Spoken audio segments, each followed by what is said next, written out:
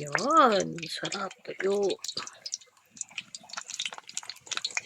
Eh, luto natin yan bago tayo magsangag. Luto na.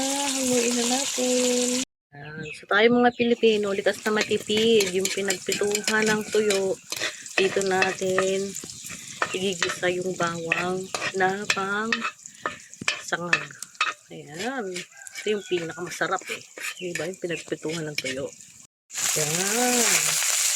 Ito na natin. Ayan. So, pagka ganyan, kahit wala ng asin, kasi maalat na yung mantikang pinagpituhan ng tuyo. Ang sarap.